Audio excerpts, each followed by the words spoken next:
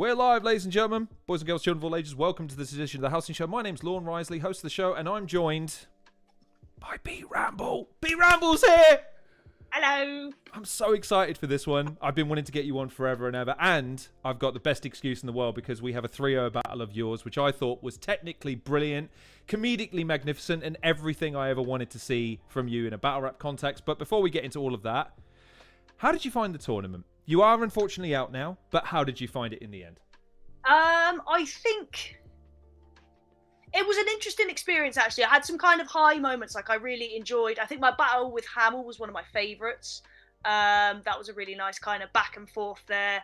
Pagan was a tough battle, and I think, I found that a little difficult. And I kind of picked up again midpoint again against Dynamic Mike.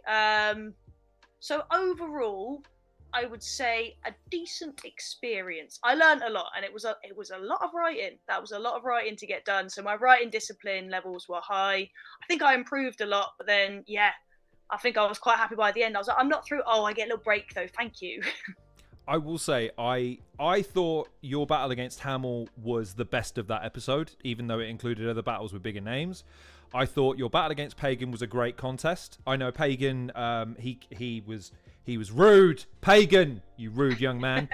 But I thought you gave just as good as you got from a slightly different angle of things. And this battle, again, I thought was the pièce de résistance. This is you bringing it all together. And before we get into actually watching the battle, I want you to talk me through the process for this one, if you can remember what you were going through. So I felt you were much more technically astute in this one. Comedically, you were great. I thought you were vibing as well. Like, there were some really great organic interactions in the room where you just kind of fed off the energy of it. We'll come to that at the beginning of your second round, which cooked everybody. Don't know how that happened, but it did. Talk to me about it. Tell me what you remember about it. What I remember about it, that's a good phrasing, because I struggle. I remember, I guess when I was trying to think of ideas, I think one of the first ones that came to me was obviously that, like, Mike doesn't, like, I love what Mike does. Like, I enjoy his performance style. I like the comedy, the delivery, but he doesn't actually rap. So I was like, okay, cool. That's definitely, for me, that was like an edge that I really wanted to focus on, because I was like, I think that's where I can kind of showcase my love of multis and rhythm.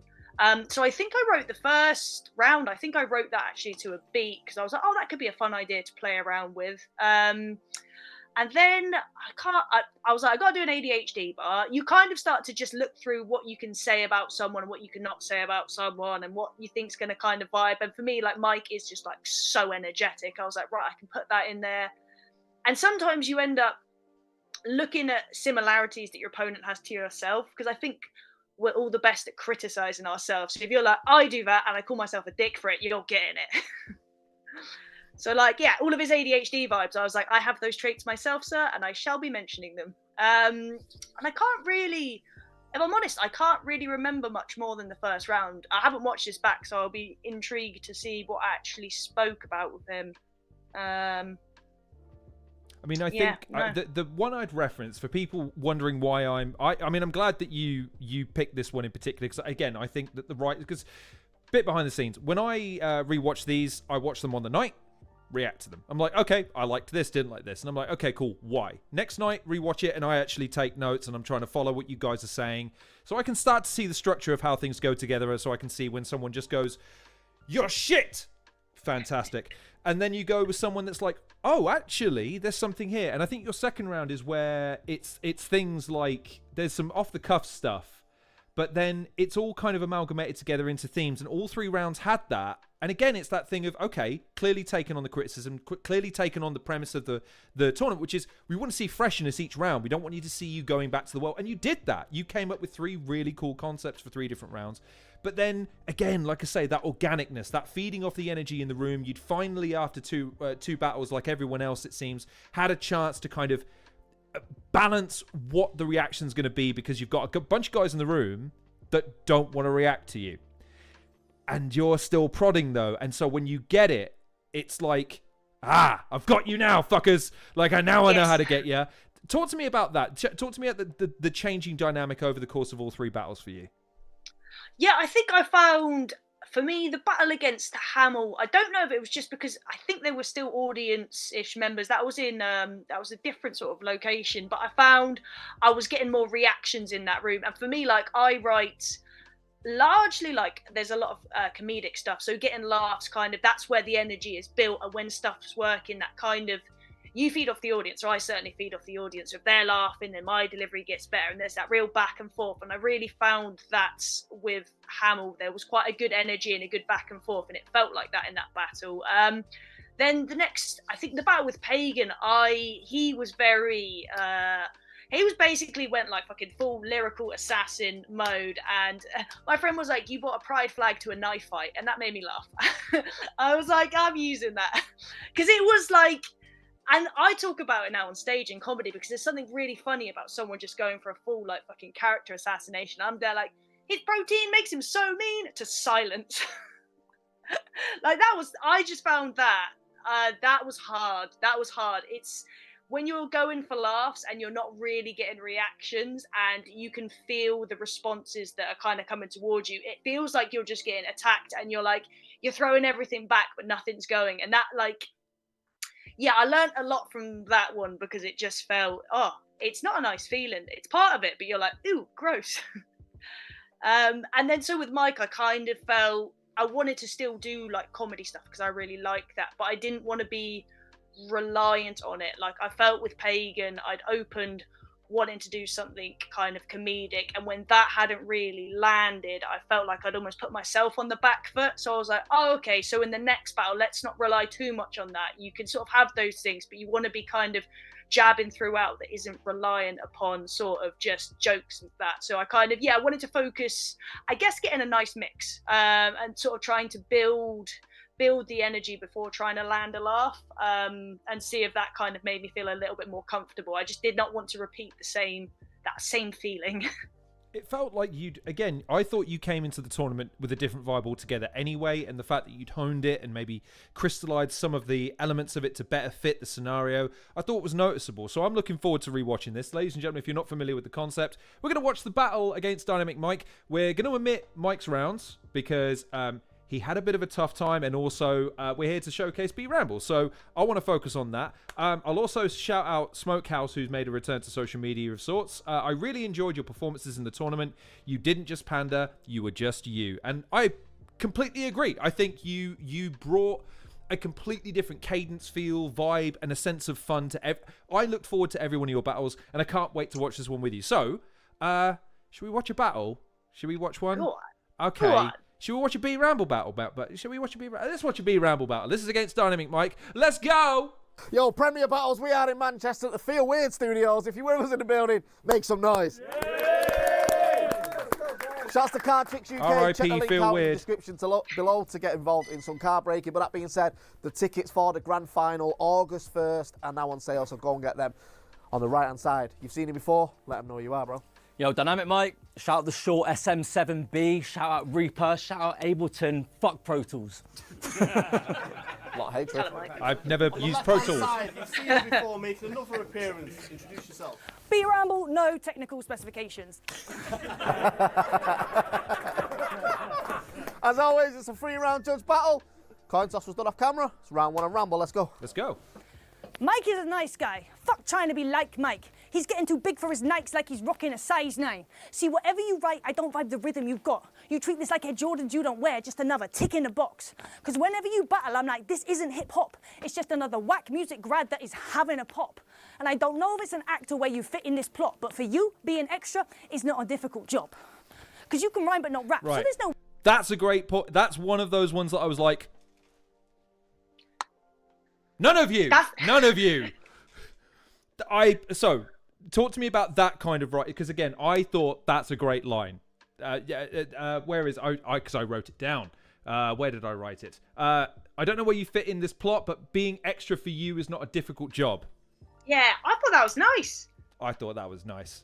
So, And talk to me about that kind of, because I think that's kind of subtle, but again, kind of overt at the same time. Talk to me about that sort of stuff.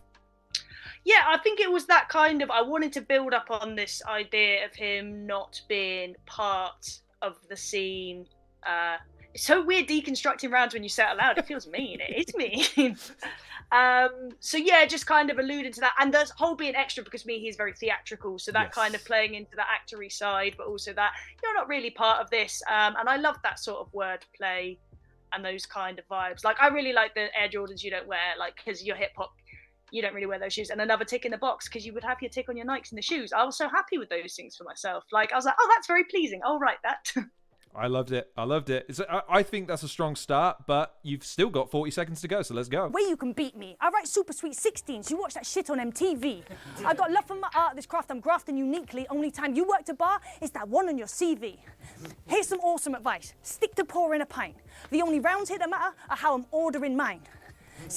That got a reaction that murmured, and I think that's an interesting one, because it's like, beer. Oh, we like beer, but it's like, no, that's a nicely woven 2 segment there. You know what I mean?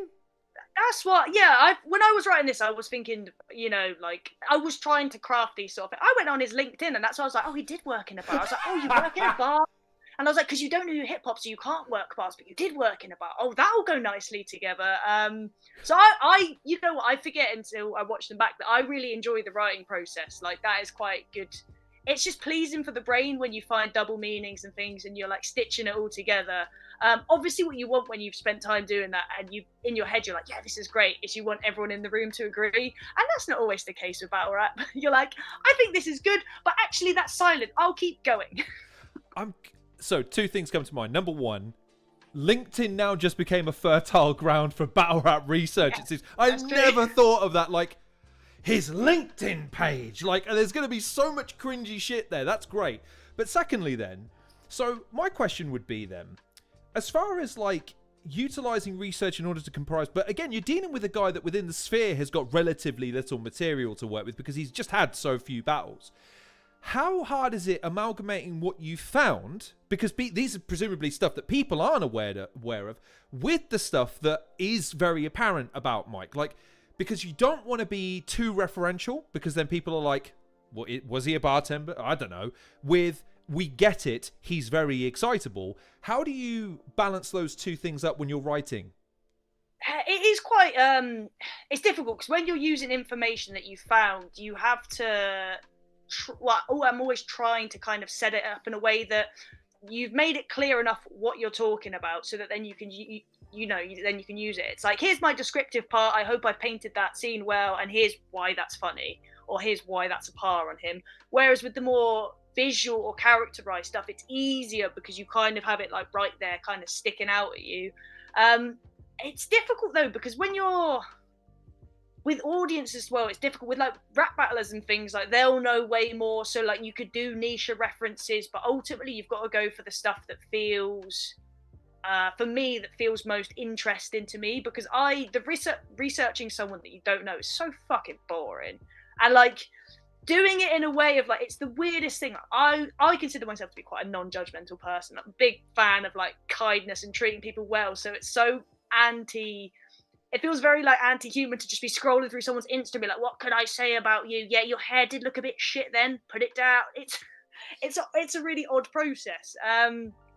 So yeah, I think it's got to be the things that feel the most interesting, and then sometimes you end up just going on a tangent. You find something that works, and then from there, like my brain's like, oh, this is a fun rabbit hole for us, and you're like, well, we've got to go down it. I made you go on LinkedIn. Let's go down here too.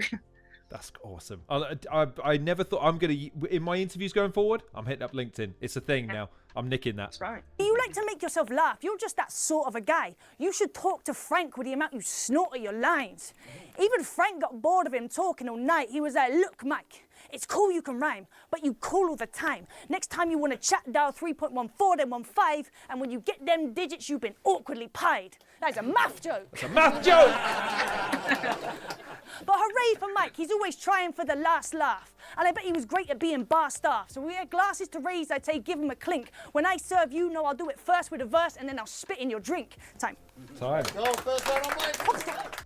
So, looking back on that round, I think not only did he get it out really, really well, I think, again, there's these weird little ripples and moments that kind of permeate. How did you feel after that first round? And again, that relief of getting it out. Like, how does that feel? It felt good, actually. Like, I think the biggest anxiety before going on. It's like when you've written everything and practiced it as much as you can, it's like it's not so much caring what the result is. You just want to do it justice, because like it takes like I don't know how many hours I would spend writing something like this. Like you're maybe doing at least like I don't know 10, 15, maybe even 20 hours of prep for a battle if you look at all the writing, all the times you thought about it. So it's just like, oh, I just want to be able to deliver it as best I can. So when it's kind of come out, you're like, cool. And I've got a little bit of a read of the room by then as well. So like normally after the first round, I'll start to warm up a little bit. You're like, okay, there weren't like maybe reactions in places I wanted. So your expectation for that drops down, which also helps with the relaxing. And then the what's it called? Reactions kind of come because you're even more relaxed. So yeah, I was happy to get that out. And I was happy with that round actually. I forgot. Like it's nice watching it back because I was like, that was well written. Well done, mate. Beautifully written. But this is the kind of a weird question because I've not had to deal with this. So we're not watching the rounds. I know. So Crash has commented, and so has the Smokehouse again, saying they want to watch, and I quote, this is not me, play the round where Mike chokes on the pegging part so we can all cringe together. No, Crash, we've already agreed we're not doing that. But it does raise an interesting question because Bobby was talking on one of the intro segments about this notion of some guys feel rehearsed when they come into a room. Like they feel like they've practiced it, but they've only gone about it one way because they're seeking a specific reaction. So when they're put in a position that they're not expecting, it throws them off. And that's good and bad. That's like, oh, it didn't get a reaction or it got a massive reaction. In this battle, I feel like you've been confronted with a bunch of that. And again, in this round upcoming, you're about to get one that I'm willing to bet you didn't think you were going to get quite the... Sure. How do you sort of stay in the room? How do you stay present and prescient? Is that practice or is that just a natural talent of yours? I think like I would say maybe that's natural. I'm quite good at like I'm so easily distracted in real life that I'm very like I'm always just kind of pressing pause on whatever I'm doing and being like, oh, okay. So when things like that happens, it almost feeds more into the. I prefer it because you stop being so scripted then. I think for me, if everything is dialed in to the point that you know it's muscle memory, generally you can just go straight back in. So it's kind of nice for something to break you out of scripted mode. So when you come back in, you feel a little bit more human. That's how I sort of find it. So I don't mind distractions loads. It happens like quite a lot in comedy, and sometimes I like it because I'm like, cool, I was getting bored of what I was saying anyway. What did you say? Nice, cool, there we go, back in again. So it's I don't mind it. The final question I have before we watch your second round is, after seeing Mike struggle, I don't know how that must feel from the context of a battler. Like, are you feeling like a, yes, I've got an upper hand? Like, or are you feeling like, because again, battle rap's weird, right? You've got this competitive element where you're trying to beat the other person, hopefully as convincingly as possible. But if you do, might not be the best battle to watch on a watch back because the person is a bit shit or didn't deliver, and then suddenly it's not about, because that's what I felt about this battle. I felt like you delivered a great performance, but because Mike's wasn't the best, it wasn't talked about in the same vein as others. Talk to me about that for a second, about that weird dynamic of, look, I want to beat this guy senseless because that's the name of the game. I want to take this all three, I want to take all 9 judge rounds, but you do need him to show up. How do you manage that sort of energy? It is I feel like watching it happen to another battler. Like my real initial response is kind of just a bit sympathy because it's like it's a not. Nobody puts themselves in that position wanting to flop. It's kind of you feel like you're in quite a judged environment. So I'm just like, oh my god, I know that's fucking painful. Like you're kind of just willing them to be able to get it together or just kind of to relax and hopefully it come round for them. And ultimately you're going for the victory, but what you want more than anything is a good battle. You want to both have been able to be prepped, come with your A game, and then whoever wins, it felt like you both gave your best and delivered. Because you can like lose a battle, but if it's a close battle, it can feel like a better battle than one that you win, but it's just like it felt like one-sided. So I think for that one, I kind of I felt bad for Mike because I was hoping it would have been quite a funny back and forth. Like, you know, his other battles were so joke heavy and things like that. I was really hoping we were going to be able to create that sort of moment where there was a lot of laughter in that room. That's all I wanted, was to make laughter in that fucking studio room. He does have a supervillain maniacal nature to him that in the proper context I can see working, Big Style. In the same way that I will come to your Battle Rap future in a second, but in the same way, I feel like this tournament emphasised one thing, which is certain battlers thrive in certain environments more because of their style or because of their preference. I think this tournament is an interesting experiment. But we'll come to that later because we have a second round to watch. And I'll also say in the comment section, please leave your questions for B.Ramble because I have millions, but I want you to ask them as well. So please, by all means. And yeah, second round. Let's... oh, no, I need to press the button first. Time. That was so bad. Second round on B.Ramble. I mean, I prefer drug bars to gay bars, so yes! Yeah. I like dogs, so I was excited. Right. I do. Yeah. Yeah, I do. I watched that live and I was like, I'm missing vital context, surely. But I presume in the room that was literally just you going like, right, I'm going to start my round and it's... okay, sure. Like... Yeah, I don't know if that was like a I like turtles kind of meme moment hit back. You know when you spent ages like I spent ages writing these rounds and jokes, and then the thing that gets the biggest laugh is like I like dogs. it creased it because they're just I don't know, maybe it's the randomness, who knows, but yeah. To be fair, I did wonder if that would. Sometimes you write something, you're like that could land. It could be a thing. Evidently in a oh man. Your writing just got so much more easy. You can just list the things you like going forwards and be like, bars. Okay, sick. All right, we're in business now, lads. Anyway, sorry, I interrupted. You like dogs? Hey, more than just a pussy! I like dogs, so I was excited to battle this puppy-type guy next. But you skipped your last battle, so I was worried you might jet when I bring the fight to your flight deck. See, anxiety is a wave, and you amplify stress. You're looking kind of wired, so I might have to put you on lead during my set and pat you on the head. And that's a mic check. See, Mike is... Lovely. Really sick. Really, really... And again, flowing in from things, it's not just like a random throwaway line. I thought, again, that's like a build... And it got... you haven't heard many of these at the tournament where it's... like the knowing, like, people caught, like, oh, actually, that's sick. Like, that was really, really cool. I really enjoyed writing that part. That was... Watching that back, actually, I could tell there I was maybe...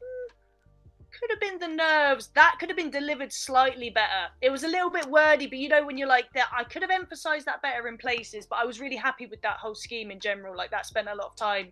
so much time just tweaking bits around and like this belongs here and this belongs there. And I like that. He does remind me of a puppy. Can I ask you a question? And I really must stop asking so many questions. I did a weird impersonation stint for a bit where it's like, okay, I have so many of these that I do, I'm going to put them to film. And the way I do them is I kind of hone in on aspects that I want to emphasize and accentuate when I'm recording them, right? But you never quite know where they're going to land. And in Battle Rap, that's exaggerated even further because you don't even have anyone to base this off. You're doing you and you're trying to get the best out of your material. How do you go about, like, that's got to be a high point, this needs to pop off, this needs to be the break, or anything like that? Like, how do you go about composing the highs and lows of a round when you know that it's almost impossible to write something where it's just start to finish rolling in the aisles, you know, patting each other on the back, laughing, cackling, and all the rest of it. But at the same time, you kind of want to. Like, you want them reacting to everything you say so you can ride the wave of that energy. Yeah, it's a difficult one because you're hoping to build to, like, these bigger moments, but then pepper the rest in between with smaller moments because it is... Otherwise, people's focus gets exhausted and other bits get missed. So it's like, you have to be... I'm like, I want to be happy with everything and be like, I like that because it's like, I feel like it's clever and I like that rhyme scheme and I think it really needs nicely into this and it's still kind of on theme. So it's like, you're finding bits that you're happy with in each.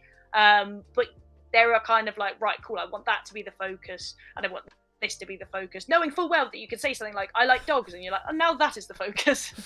Do you know what, stunningly enough, catchphrases have been started with less, so yeah, true.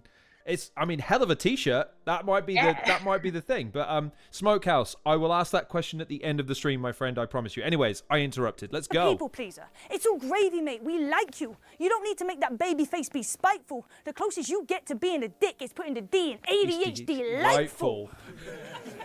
I was happy with that. You don't That's even know how sick. to go slow. More bounce than a pogo. So much up and down. You give people with bipolar FOMO. High to low. Brilliant. Yes.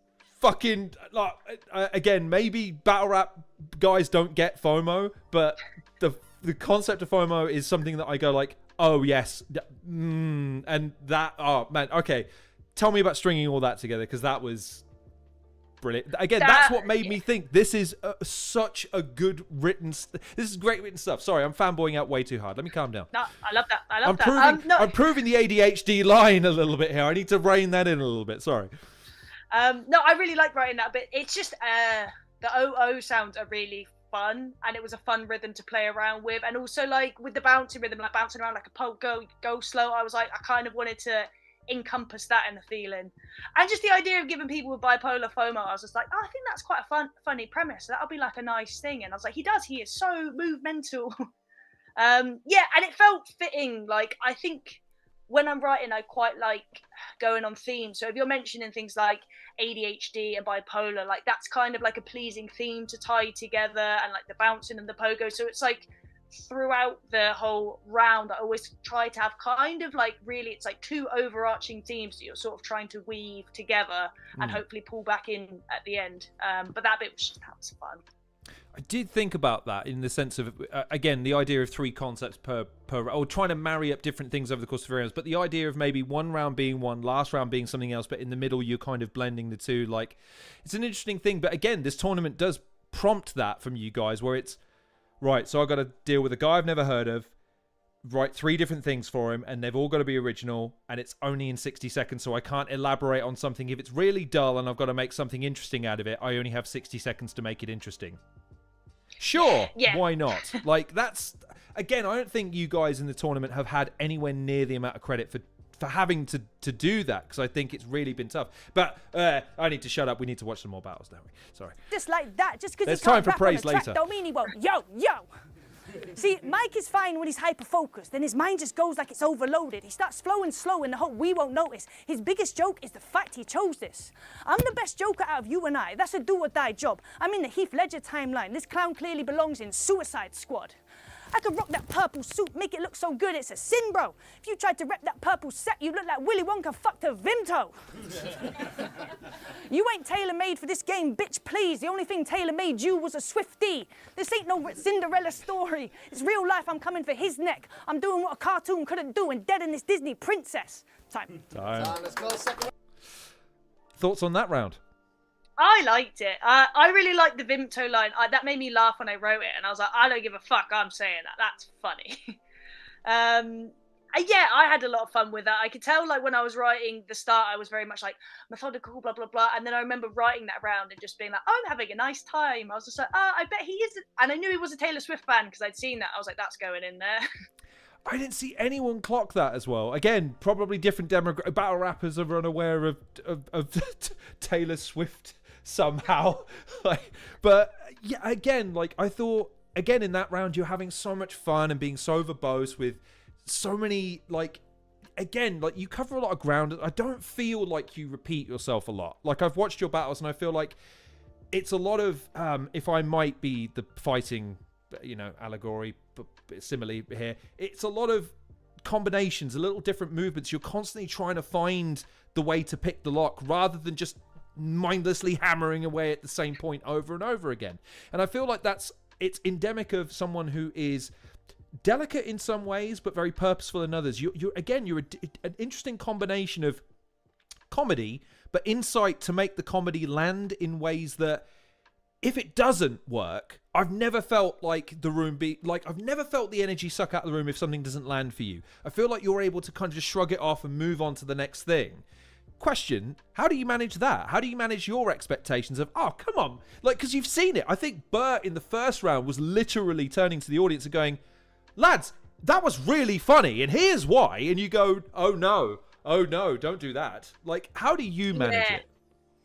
I think there's like an element of learning to let go of something when, like, I've written it. Like, there's the finishing it up, practicing it, and then, like, I always try and kind of make peace with it. Like, I'm happy with that. I've done everything I can. I can't you can't ever really control for anyone else's reactions or what they're gonna like. So it's really nice when you feel like you're in an audience of people who are like, I get this, I really like that, you can feel it. But if you're expecting that or really wanting for that and it doesn't happen, that's when it like can feel really vulnerable, and that's when you sort of see like or feel yourself having those really emotional reactions. If you know, it's like the rest of life. If you're attached to an outcome and that outcome's not happening, it's really challenging. And if you have that feeling when you're already in a challenging like combat situation, you kind of put yourself on a back foot. So it's trying to be as open to like, all right, let's just let it go out there. We'll see what happens. And you learn that through times when you're like, yeah, I think this is really going to work. And you do it and you're like,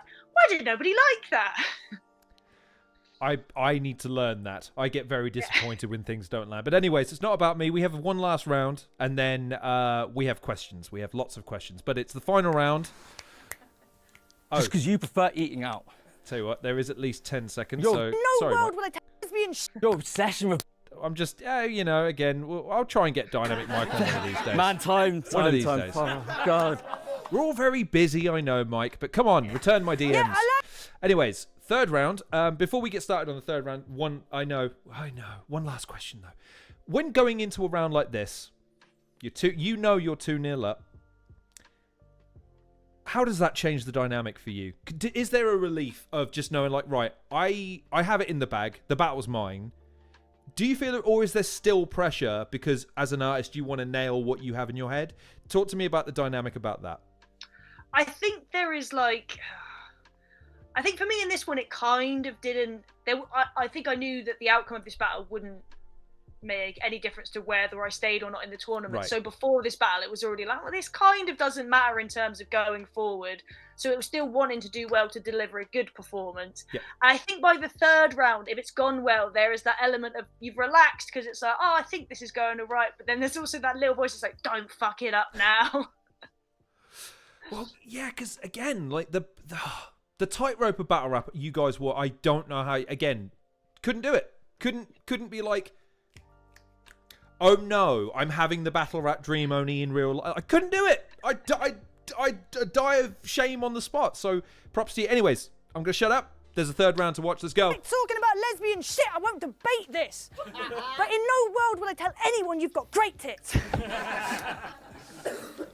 Look, I'm not trying to flash that I'm super cool, but why do you act like such a pussy? This ain't Cast the Musical. I'm here to win. I'm not getting upstaged by a theatre kid. Even in school, I wasn't as weird as this. Sniffing gel pens in your yearbook, pick science nerd with his hand over the Bunsen burner. Like, this is really lit. And look, playing an instrument is sick. It's cool, you know, the sax man. Rumours at school can be tough. I heard about you and the music teacher at band camp. It can be a bit of a sticky situation, an extracurricular jam can. But hey, I believe you when you say you were just practicing your jazz hands. And you seem a bit nervous, which is mad because you can sing and riff beneath the big curtain. Your problem is rehearsing. You think getting your words working means miming every verse to the first version of Pitch Perfect, which is why when you rap, it's like you're paying lip service. And you DJ, he likes to brag the club is bumping. I'm like, bruv, the club is Butlins. Right. Great line. Fantastic. Again, though, talk to me about going from something that was like the lead into that was quite rap oriented, quite technical. And then, and I think you probably knew that was going to, that had the feeling of, lad, Butlins. Like, you kind of knew, didn't you? Talk to me about that. That was just, I think that was one of those things where, like, club is bumping, and then I was like, oh, Butlins. And already setting up, he is the kind of, like, theatrical entertainer type. I was like, that's going to be really nice. So I felt like I could really sort of full send that line. And I think it's a really nice contrast going from quite, like, technical stuff. Because I think in a 60-second round, you're always trying to, for me anyway, always trying to showcase like a mix of like, cool, I can do this sort of like, you know, syllable orientated rappy style stuff, but then I can kind of like punch out with a joke. And it was just kind of always trying to do that the whole way through the battle of just like rap, rap, rap, joke, rap, rap, rap, joke, or like joke, joke, rap, that kind of, yeah. That was the sort of structuring for that. So I was really happy. I can tell by that last round, I'm just having a lot more fun with it. But I can also remember that 60-second rounds are short. Like this round would have worked better as a 90-second round the same stuff, I would have just delivered it better. Like, I can tell there's been times where I've rushed the delivery because you're like, fuck, I got to get into the 60 seconds. And you always write to that kind of like to the limit. And then when it comes to delivery, you're like, things don't land quite as well because you're like, I got to go fast. Because I don't know if I fully appreciate or understand how difficult it is to take something you want to take 20 seconds to say, but then condense it to 5 or whatever it needs to be. Because I feel like, again, as content creators, because again, most people watching this don't rap, and we certainly don't rap to a time limit. And especially if you make music, the track is as long as it needs to be, I suppose, and yada, yada, yada. But to take something that is effectively a craft where you're telling stories, and then you have a story you want to tell, and then being told, yeah, could you do it in a third of the time? And you go, yes, but then you're missing the point of the story a lot of the time, you know? So how do you go about editing in that way? Or do you just go, right, that material can't work because I don't have time to really explore it? What's the temptation like? I think it is quite a difficult trade-off because you're like, there's always an element of cutting anyway, but then there's stuff you're like, oh, I really like all of that, and it kind of fits into the time.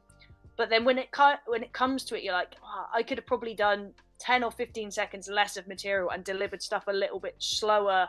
There's always that kind of, that trade-off with delivery. But in my head, I tried kind of a slower style against Pagan, and that felt like it didn't work. So it's like you're always figuring out as it goes, and I guess it's different for every battle. But for me, I want to showcase as much material as possible. And you're always trying to get the sweet spot between, like, I think I've written as much as I can and I'll still be able to deliver that well. But I think I found with most of the rounds in this tournament, it is like it's like, you know, when you listen to a voice note on 2 times, sometimes it's like that. And you're like, I'm just going to get this part out really quick because 60 seconds. Yeah, because I tell everyone to listen to my voice notes at double speed because they're always they're way too long. And it's that thing of, look, I'll get there eventually. Just chuck it on double speed. You'll get to my point a lot quicker. So totally understand. But anyways, it's Butlins, lads. I'm fucking saying it again. Yes, you say it again. I'm your DJ. He likes to brag the club is bumping. I'm like, bruv, the club is Butlins. When Mike is on the decks, you know the Venga bus is coming. Come in. He's wrecking the mix, but he lives for this shit. From his sweat patches to party girls, this kid reckons he is a definite king when he's slap dropping to Barbie girl. The one way to make your street cred rest in peace, keep telling people you've got Kenna G. For me, that's when feminism becomes the enemy. It's not a fence set, it's just trend setting to go with the fashion, and you'll always be a kendo because you'll never take no action, man. Time. Talk to me about that, though, because everyone on the last round that I had on was like, you have no idea how much that puts you off, knowing that they're saying you're done, but you want to keep going. Yeah. Again, last round of the last match of your tournament run, and someone saying, talk to me about that, because that must be like, just let me get my stuff out, lad. It doesn't matter now. Let me just talk my talk. Come on. Yeah, it's just distracting enough, because it happens, and in your head you're already going, oh god, I'm running close to time, and that's if you're in a, like, I know I said before, like, you can vibe with distractions from reactions because it's between lines, so you can kind of reset yourself. But if you're kind of in the middle of a techie bit that is, like, very easy to kind of get tongue twistery, and then there's a little distraction like that, I was just like, oh, I'm look. You know, I just want to finish. I just want to finish, coach. Let me get out of here. Well, because I think I think that it became, but you tackled it in a way that other guys, they feel like they need to reset, whereas you just kind of barreled through. I think what made that so disappointing is because, again, it's kind of your swan song from the tournament. Like, it is that thing of, lads, just let it go. Or, and this is a question I want to ask you, given that it's apropos, would you have preferred to see the time called differently? Like, you probably caught some of the battles outside of your own, even outside of your own bracket, maybe. When I see time called, I get it. I also kind of hate it. I also kind of like, hey, listen, if he wants to go over, let him go over and penalise him with the judges. Say, listen, you've got to knock off whatever you were knocking off because he went over. But I want to hear the material. It's not, you know, like, where do you weigh it up as a participant who, again, like you said, you had stuff you wanted to say and had to cut it because it doesn't fit the time. it's a really difficult sort of one, like, because they give you like I guess a little bit of a lenience of like whatever it was, 10 seconds, 15 seconds for reactions, I think they yeah, said, 15, but it's and been weird. it's and some people have had like cut-offs that happen like at like points where you're like, oh, that didn't seem reasonable, and it is it's difficult because I guess from their perspective there's times where people overwrite and it's really long, but in my head there's just like a generalized sense of like decency to like when you know it's a bit too long. I think like if it's a minute round and you've kind of hit a minute 20 up to a minute 30, for me that's kind of fair enough as like a little window, or it should be like right, so it's a minute 10 long and then allow 20 seconds for delivery. I don't know, it's not something I would fucking hate to be the judger of time on these things, because it doesn't make it an enjoyable battle for someone to watch either. Like, I'm distracted as hell. If I'm timing that, I'm like, I'm not listening to anything you're saying, I'm just in charge of time now. Yeah, it's a weird one. It does add a lot more stress to it and takes some of the fun away, but I don't know how else they would do it, but they felt short. It felt short, and at that point as well, when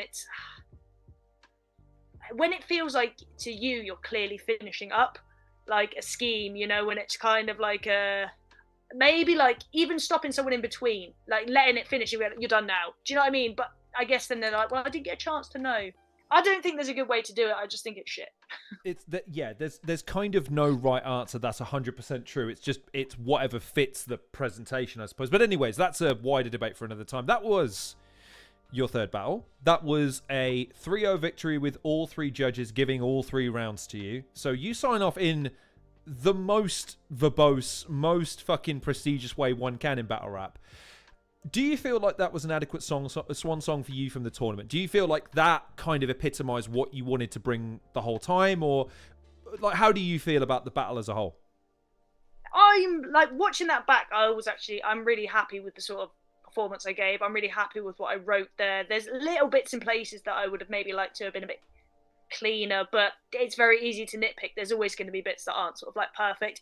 It would have been nicer if it felt like a bit more of a back and forthy battle. That would have been, and that's no shade on Mike. Like, it was, I found the writing for 3 battles in that short space of time really difficult, and I was like, oh, this is actually gonna be quite difficult for some people, because it was so like, oh, this is taking priority over everything. So it didn't make, I wasn't surprised where like some people were under prepped, or, you know, Mike was ill and things like that. Those things are sort of going to happen when you're writing in such short time spans. But it would have been nice to go out on a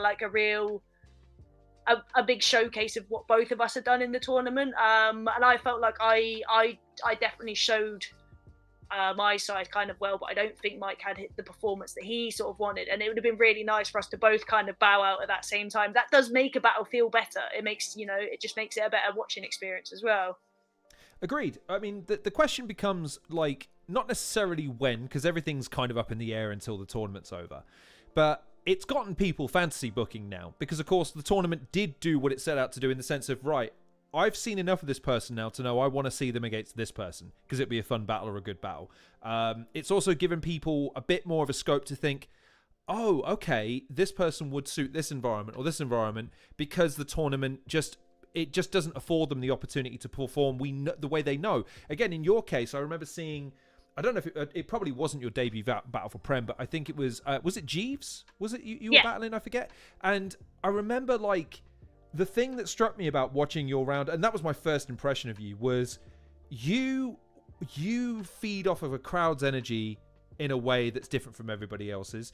You have such sense of humor that makes crowd live events feel fun because they're fun events. The tournament experience has hopefully given you a bit more scope for, like, right, if I need to do this, you've got maybe a few more feathers in your bow now. How would you feel about returning to battle rap against some of the opponents in the tournament, or maybe someone that you've seen that you're like, just from a selfish perspective, I could see myself battling that person and I think we'd have a good battle because I just know we'd complement each other, or I'd have a lot to write about? Like, what are your thoughts generally? You don't have to name names, but, like, generally speaking, what have your impressions been as a result? I think for me, it really made me realise that, like, I've always known, for me, like, battle rap, the main thing is it has to be fun for me. If I'm not enjoying it, there's no point in doing it, because what I do is it's delivering humor, and part of it is me enjoying it and feeling relaxed in that space. And I need an audience. There's an audience, like a room of battle rappers, as much as like that was part of the tournament stuff, and it was, you know, everyone was dealing with that. Cool. It's not something I would be super keen on doing again, because you're not going to get the same reactions. I certainly felt that I wasn't going to get the same reactions. I feel like I perform better with an audience, and I probably connect better with an audience. And an audience setup, they're probably more comfortable with laughing. Like that's what I enjoy about it. When you're kind of getting those reactions off the room, that's kind of what makes it. Like it's there's always there's the battlers, but there's the audience, and it's almost like a dance between the two. So for me, it would have to be like a live event again, because I was just like, I can't do it in a room of battle rappers. I've done my time, lads. Yeah, I mean, because I attended one, and I was probably the only fan there, and it was that thing of, this is my Wonka's Chocolate Factory. I'm so happy because I'm the only one that gets to see this. But I can't deny that the vibe of an event is immeasurably enhanced when you've got a crowd who you can feed off of, who are there to kind of support whatever else goes on stage. So I can totally understand that perspective. And Danny's question. So hi, Danny, Smokehouse. How are you doing? I finally ask you a question. Get off my back. How did you find battle rap? Now, I don't know what he means by that in terms of, did you Google it and find it? Or does he mean like as a comedian and a musician and someone that, because you also help, you're a content creator, like you coach people on how to make content. So I should be paying you for this. We'll talk about a fee later. But like, how do you find battle rap as a genre, medium, way of expressing yourself, getting your comedy out there or your creativity? Like, how do you find it? It's an interesting one, because it does, I think I found with some of this stuff, like your kind of content, what you're creating is going out to a wider audience. And it was kind of one of my first real experiences of like, you're reading through comments and you're like, wow, a lot of people don't like this, and they're quite happy to say they don't like that. That was a new feeling. That was, I can't lie, wasn't a nice feeling. I was like, that's part of like, I think, being online in general. Anyone who has an online presence, the further it stretches, the more you're going to kind of realize that for every person who loves it, there's going to be someone who's like, no, I think I fucking hate this. So there was that sort of realizing it's quite people have very strong opinions in battle rap, is what I realized, which I didn't know. I was like, oh cool, there's fans, and there's fans of not being fans, and that's fine, you're allowed to do that. Sorry, what was the rest of the question again? Just how did I? So I'm really, because you're right, and it's not unique to battle rap. Luckily enough, I was criticized on one channel I was appearing on because I was English. Why does he not sound American? I go, because I'm not. Could you maybe not sound like you're British? No, like that was the extent of that exchange, but it was enough to make the guy comment, because negativity trumps positivity, I suppose. But the rest of the question was essentially like, because look, I'm not a stand-up comedian, don't have the balls to do it. I don't know really how to make content beyond a hobby. I'm certainly not anyone that can make any music. I'm tone deaf and I can't sing. But I certainly never could battle rap. But you do a lot of different things, comedically, creatively, musically, theatrically. How do you find battle rap in the sphere of that? Does it fulfill a lot of needs that aren't met by those things? Is the combative nature an interesting wrinkle, or is it something that you don't really care about? You just kind of want to give a fun performance. Like, what's your take on it? What's it to you? It's interesting, because I kind of started out with rap, and then like I used to watch Don't Flop, like, you know, back in Don't Flop's heyday, that was kind of where I was watching. I was just like, oh my god, Shuffle T and Marlo are the funniest things ever. I love Lunacy. And that was, I didn't bother, like, you know, widening my horizons. I was very like ADHD focused. I was like, these are the two people I like, I don't watch anyone else. But I was like, I could never do that. And then I started doing comedy, and that kind of gave me a bit of confidence. I was like, oh, maybe I could give it a try. Like, my biggest fear that I was going to do, a rap battle and just end up crying in the battle. And I was like, oh, I don't want to do that. But then as I got more confident, I was like, I think I would like to give it a go, because I do quite like that combat element. Like, I used to box and then I stopped boxing, and then I was like, oh well, this is like rap boxing, maybe that could be quite, you know, quite interesting. And I think just where how much I'd loved watching like Shuffle T for me, just because he was so funny, and that was just like, I really liked that combination of humor with rhyme, like a rhyming punchline with some like good multis. I'm like, that for me is like, it's such a chef kiss moment. And I was like, oh, I'd like to have a go at that. I'd like to kind of explore that style of writing, just because it was fun. So then, yeah, my first battle was on Don't Flop, and it was really nice. It was a Bristol event, and there must have been like 40 or 50 people in the room. Like, it was a lovely event, and it was a really good vibe, and I had a really great experience. And I was like, oh, I'd like to do that again. And I think as well, where there aren't many female battlers coming through, I kind of got this real like, oh, you're a woman and you're like decent, like do more. And you're like, oh, people think I'm good. Oh, maybe I will do more. So I did. I had a little ego boost from that, and I really enjoyed it. And then going forward from there, yeah, it gave me that. Yeah, I think that's what it can give you when you have a nice battle in a nice environment. Is like, there's a real big sort of sense of achievement afterwards. Whereas, like, obviously the flip side of that is if you spend ages writing for something and then you have a battle that you don't really enjoy and you don't feel like you've gotten much out of it, you're like, oh fuck me, that wasn't worth it. It's battle rap gives, battle rap takes. I'm totally with you with the shuffle thing. I did eventually broaden my horizons, but nothing quite grabbed me the way battle rap grabbed me when I saw Shuffle T and Marlowe bring out cheese graters and wheels off of office chairs, and you go, I need to know more about this, and it just kind of goes from there. But I want to ask you what future holds for battle rap, because again, we don't know what's going to happen with the tournament, what leagues are going to do what, yada yada yada.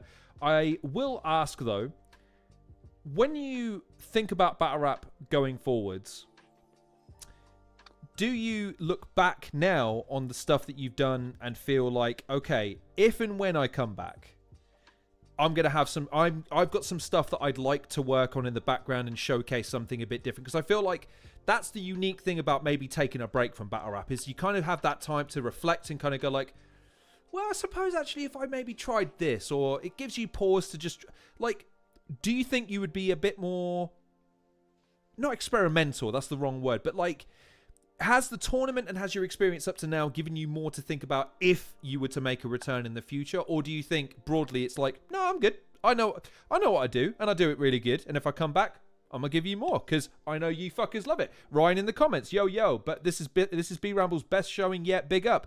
I'm a massive fan. I know he's a massive fan. There's plenty of other people that are going to be fans of you too. What's your view on that?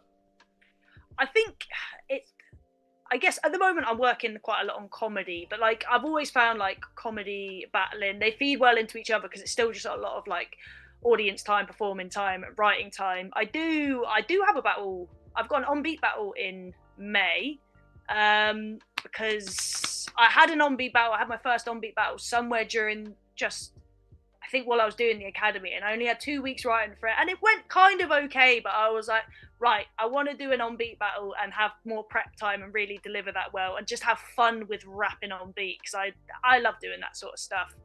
And I think for me, that's my little like toe back in the water, you know what I mean? Getting back into that sort of environment. I think if anything, I would feel a little bit more liberated to be in front of an audience and to maybe have like less strict timings on rounds. I think I had a really enjoyable battle against Hamill. I had a battle against Pagan that was difficult and left me kind of questioning a few things afterwards. And I had like what I feel like was quite a nice showing against Mike. So I feel like there was a lot of growth in there. So part of me would like to be like, okay, we've had time mulling that over. What's that going to play out like in my next sort of a cappella battle? So yeah, I'm intrigued, but it'll be much of the same, but also better. That's the trajectory. I'm excited by more but better. That sounds good. Yes. Anyways, we have to let you go in a second because you have things outside of battle rap and this show to do, because you lead a more exciting life than me. I'm going to go and play a computer game for 9 hours and forget I have a life outside of work and this, because I'm rock and roll. But before I let you go, question. where can people follow you, find you, support you? What have you got coming up that you want people to be aware of? And of course, handles, Instagram and otherwise, where can people follow you? I am at B.Ramble, so that's B.Ramble on Instagram. I would say you can follow my comedy account. That's brambles_comedy. I'm not saying I post loads on that, but at some point I'll get better to filming gigs. So if you like the funny stuff, there will be clips from actual stand-up on there. I've got a EP that recently came out on Spotify. So if you want to listen to some actual rapping without any of the joking, you can do that. Go give that a little Spotify Google. But yeah, follow me on Instagram. Drop me messages if you like. If you're nice. If you're not nice, then don't. Just don't. Please don't. And with that, is there? I mean, do you have any final? I mean, because this is where we've been. The discussion on battle rap this week has been all about what does battle rap need, and I've been make it pro wrestling, baby. Let's cut promos and have heels and faces. I don't suppose you want to, because again, you're piecing out for a little bit, maybe. So you've got nothing to lose by cutting a bit of a promo on, like, I don't know, like 3-0 motherfuckers, and you're lucky I'm out of the tournament because I was just getting up to speed. Next time I come for you, I'm coming for heads. Like, you can do that, but you're nice, so I suppose you wouldn't. You'd be like, hey, just take care of yourself. You're like, yeah, cut a promo, you know? Just have fun. Oh, that's the main thing. You gotta have fun. Like, sometimes I worry that people aren't having enough fun. You know, that is my biggest concern. I'm like, just enjoy yourselves, please. Have a nice time. Be kind when it suits you. Be mean when it suits you. But then after that, I'm coming for heads. Like, yeah. B.Ramble. No, I can't be saying I'm coming for heads. I'm coming for laughs though. There you go. There you go. That's nice. But I'm the bad person of battle rap, and I'm a bad influence on everybody. It's a terrible thing. But B.Ramble, that was amazing. I appreciate you for joining us, ladies and gentlemen, boys and girls, children of all ages. Thanks for joining us. We'll see you on Monday with me and Crash, who'll likely have just all the nicest things to say about the episode we're about to watch. And I mirror B.Ramble sentiments. Take very good care of yourselves, and I'll see you on the next Halcyon Show. Lots of love.